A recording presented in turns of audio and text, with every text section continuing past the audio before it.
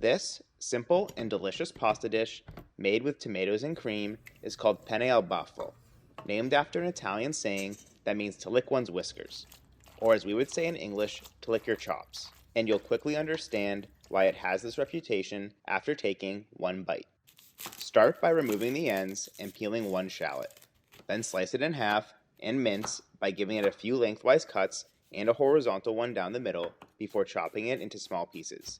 You could also use a fourth of a large onion. Then cut a quarter pound of sliced ham into fairly large cubes about 3/4 of an inch long. And the last thing to prep is mincing a small handful or about a fourth cup of fresh parsley.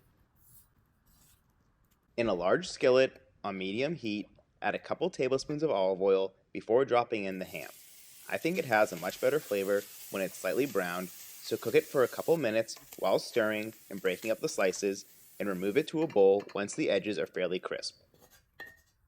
Place the pan back on the stove with the heat on low, and add 1 tablespoon of butter and olive oil, then add the shallots, coating them in the oil before adding a pinch of salt and pepper. As they saute and let out their moisture, it will release the brown bits from the bottom of the pan, which will help flavor the sauce. After about 4 to 5 minutes, or when they're very soft, pour in 1½ cups of tomato puree or crushed tomatoes.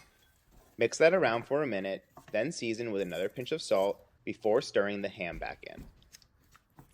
Let that simmer on low heat while we begin to cook the pasta. Add a small handful of salt to the pot of boiling water before dropping in half a bag or a half pound of penne rigate, which is the perfect shape to absorb this sauce. Once the pasta is swimming, pour half a cup of heavy cream into the sauce and make sure you stir it in very well so it gets this great orange color. This penne takes about 11 minutes to fully cook, but we are going to finish it in the sauce, so we want to cook it in the water for 8 minutes at the most. At about the 7-minute mark, add half a cup of peas to the water, which isn't traditional, but I think it adds a nice pop of freshness to the rich sauce. After the peas cook for a minute, fish everything out of the pot and carefully add it directly to the sauce.